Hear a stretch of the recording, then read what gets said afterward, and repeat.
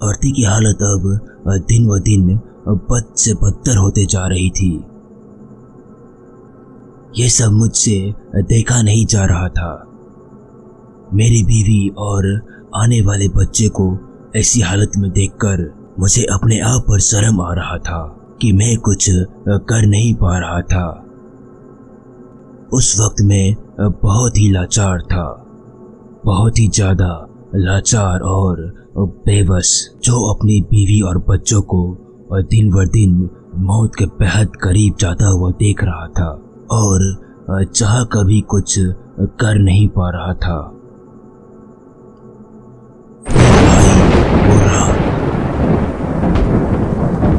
तेज बारिश, बरसती बिजली और अंधेरा इतना जैसे किसी ने चांद को काली चादर पर लपेट दिया हो। मैं काम के सिलसिले से घर से कुछ दूर गया था और आरती घर पर अकेली थी।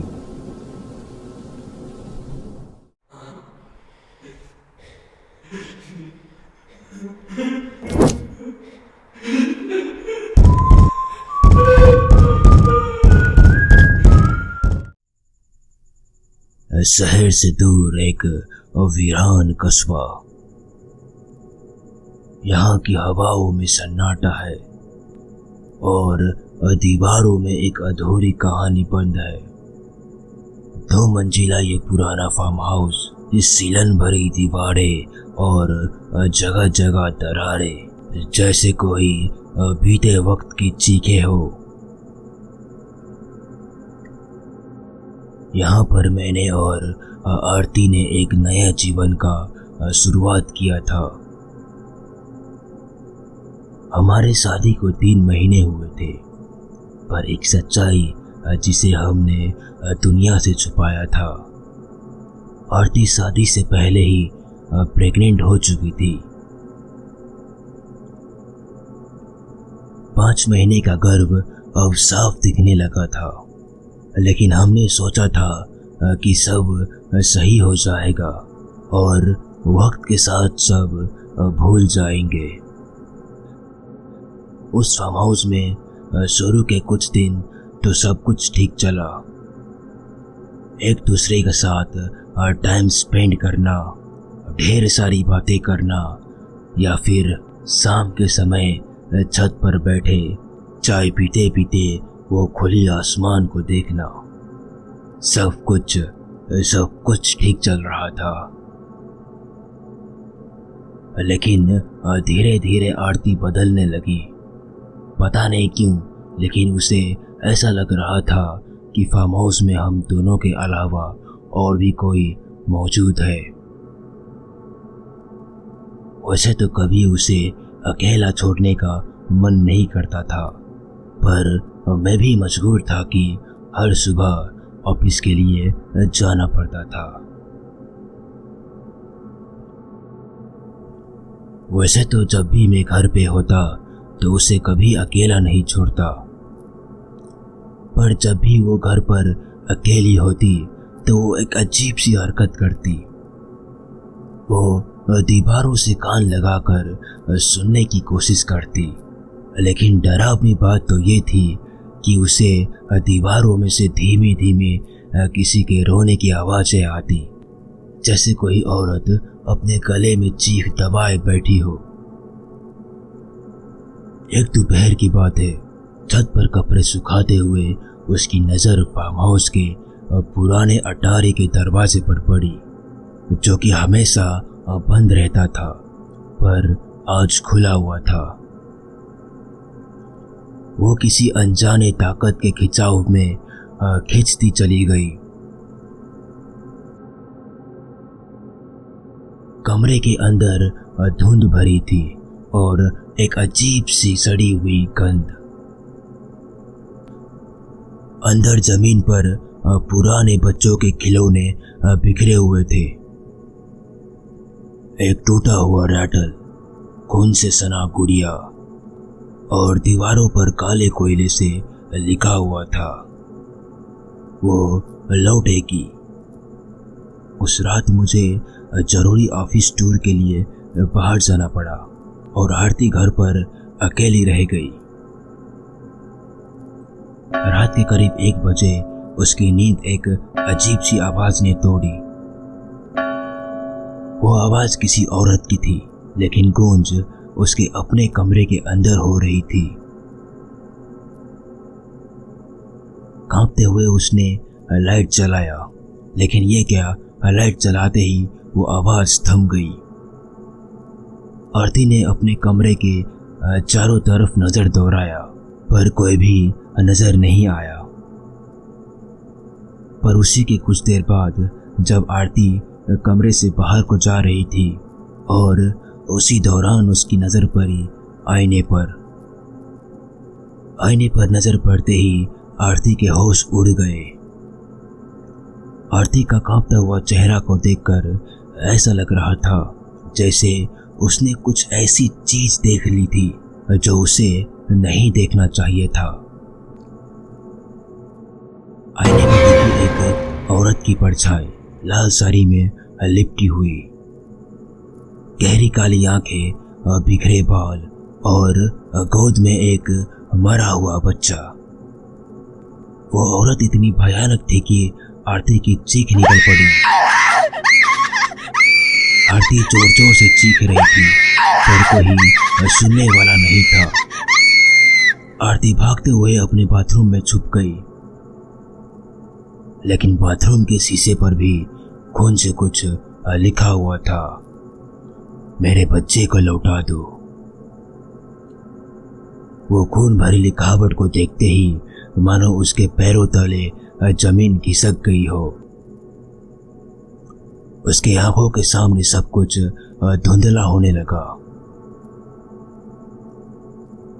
अगली सुबह जब मैं लौट कर आया तो देखा आरती बेहोश पड़ी है। मैंने एक भी पल जाया किए बिना उसे डॉक्टर के पास ले जाना बेहतर समझा।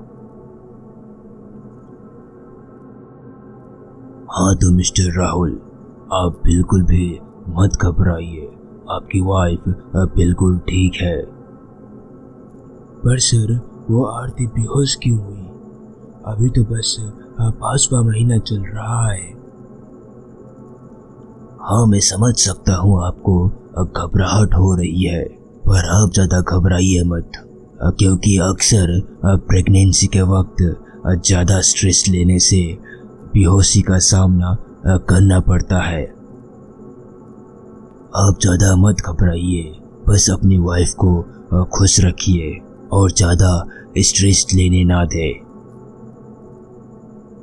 डॉक्टर की बातें सुनकर कुछ राहत तो मिली, पर उस बेहोशी के बाद आरती पहले जैसे नहीं रही, वो बदलने लगी थी। आधी रात को उठकर दीवार के किसी कोने की तरफ मुंह कर खड़े रहती और एक अजीब सी भाषा में कुछ बड़बड़ाती। अब तो डॉक्टर भी जवाब नहीं दे पा रहा था कि आखिर आरती ऐसा कर क्यों रही है। मेरा धीरज अब जवाब देने लगा था। मैं अपनी बीबी को इस हालत में देख नहीं पा रहा था, और मैं क्या, कोई भी अपनी पसंदीदा को ऐसी हालत में नहीं देख सकता। अपने बीवी को रोज ऐसी हालत में देखकर मैं भीतर ही भीतर तिल तिल मर रहा था। इन सब में एक बात तो अच्छी हुई कि मुझे अब शक लगने लगा था कि इस सब अजीब घटनाओं का शुरुआत इस फार्म हाउस में आने के बाद से हुआ था। वैसे तो मैं इस भूत प्रेत काला जादू में विश्वास नहीं करता हूँ, पर हालत ने विश्वास करने पर मजबूर कर दिया था। तो मैं अपने सारे सवालों का जवाब पाने के लिए पड़ोस में रहने वाले सरला आंटी के घर चला गया। इस फार्म हाउस में आने के बाद से जो कुछ भी हमारे साथ घटा था वो मैंने एक एक कर सब बता दिया। जैसे ही मैं चुप हुआ, सरला आंटी डरते हुए बोली, इस फार्म हाउस में पहले दमिनी नाम की औरत रहती थी। बेचारी बहुत अच्छी और सीधी सादी थी, पर उसके माँ बाप ने चंद पैसों के लिए उसकी शादी एक अमीर घराने के लड़के के साथ कर दी। पर शायद वह भूल गए थे कि यह कलयुग है और यहाँ पैसों से ज्यादा मन देखना पड़ता है। उसकी शादी को तकरीबन 20 साल हो चुके थे, पर इतने सालों बाद भी दमिनी मां नहीं बन सकी थी। पर शायद भगवान दमिनी को जीने के लिए एक नई उम्मीद देना चाहता था, उसकी सूनी गोद को हरी भरी करके। वह कहते हैं ना, भगवान के घर देर है पर अंधेर नहीं। लेट से ही सही, पर दमिनी को भी अब मां बनने का सुख मिलने वाला था। जो पति 24 घंटे मारता पीटता था, अब वही पति उसको सर आंखों पर बिठाकर रखने लगा। जो सास ससुर हर रोज उसे बांस का ताना देते, अब वही सास ससुर उसे अपनी बेटी का दर्जा देने लगे। पर शायद किसी को बरसों बाद उसके जीवन में आई खुशी देखी नहीं गई। डिलीवरी के वक्त उसका बच्चा मरा हुआ पैदा हुआ। उसका बच्चा अब नहीं रहा। सुनकर दमिनी बर्दाश्त न कर सकी और उसी रात उसने फांसी लगाकर खुदकुशी कर ली। कहते हैं उसकी आत्मा अब भी अपने बच्चे की तलाश में भटकती रहती है। अब सब कुछ खुलकर सामने आने लगा था। उस दिन के बाद उस घर में अजीबोगरीब चीज होने लगी। घर के हर शीशों पर खून से बने हाथों का निशान दिखाई देता। रात को घर के बाहर बना हुआ झूला अपने आप झूलने लगता, जैसे कोई बैठे झूल रहा हो। रातों में छोटे बच्चे की रोने की आवाजें आती, और इस सबसे अलग और अजीब कि हर रात अब आरती के पेट पर उंगलियों के नीले निशान बनने लगा था, जैसे कोई उसे अंदर से दबोच रहा हो। एक रात जब मैं ड्यूटी से आने के बाद फ्रेश होने के लिए बाथरूम गया तो मुझे एक झटका लगा, जो मेरे दिल के धड़कन को तेज करने के लिए काफी था। मैंने आईने में दामिनी की झलक देखी। मेरे चेहरे पर एक पल के लिए जैसे आग सी दौड़ गई।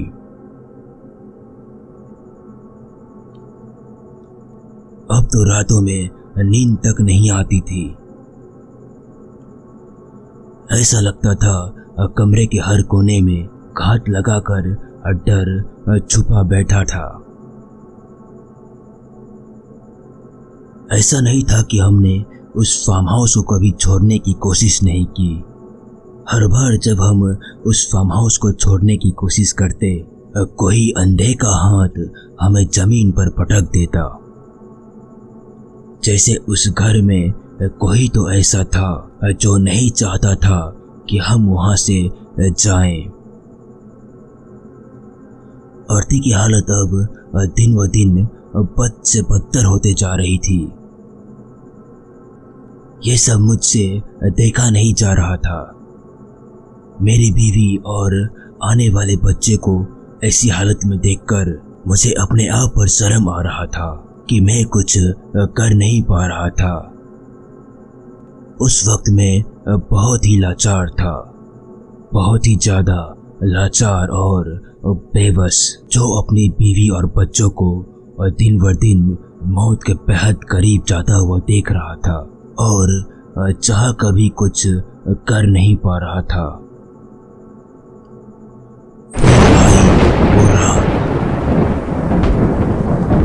तेज बारिश, बरसती बिजली और अंधेरा इतना जैसे किसी ने चांद को काली चादर पर लपेट दिया हो। मैं काम के सिलसिले से घर से कुछ दूर गया था और आरती घर पर अकेली थी। अचानक से उसके पेट में एक झटका सा लगा, जैसे बच्चा अब बाहर आना चाहता हो। वो दर्द से चीखने लगी।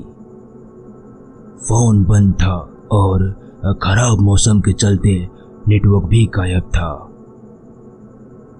घर पर पड़ी मोमबत्ती अपने आप जल उठी। कमरे में धुआं भरने लगा और चारों ओर एक डरावनी आवाज गूंजने लगी, मेरा बच्चा, मेरा बच्चा। आरती अपने बिस्तर पर लेटी दर्द से कराते हुए धुंधला ही सही पर सब कुछ देख रही थी कि तभी कमरे का दरवाजा अपने आप धीरे धीरे खुल गया। जैसे ही दरवाजा खुला उसे वही परछाई नजर आई जो आईने में नजर आई थी और बिल्कुल उसके सामने खड़ी थी, कुछ ही दूरी में। लाल साड़ी, गला हुआ चेहरा और काली आंखें, लेकिन इस बार उसकी गोद खाली थी। उस परछाई की खाली गोद को देखकर अब आरती समझ गई थी कि उसके आने वाले बच्चे पर बुरी नजर पड़ चुकी है। लेकिन आत्मा कमरे में घूमती गई और कुछ देर बाद जैसे ही बच्चा जन्म लेता है एक तेज रोशनी होती है और थोड़े ही देर बाद जब वो रोशनी हटी तो आरती की गर्भ अब सामान्य महिला की तरह दिखाई दे रही थी, बिल्कुल ही खाली और आसपास कोई बच्चा भी नहीं था। सुबह जब आरती को हॉस्पिटल ले गए तो डॉक्टर ने बोला कि आपका बच्चा इस दुनिया में नहीं रहा, आपका बच्चा गर्भ में ही मर गया है। पर आरती बरबराती रही, नहीं, उसने ले लिया मेरी कोख से मेरी आंखों के सामने। अब आरती मानसिक रूप से पूरी तरह से टूट चुकी थी और हर रोज वो खिड़की से बाहर झांकती और धीरे से मुस्कुराते हुए कहती, वो अब मां बन चुकी है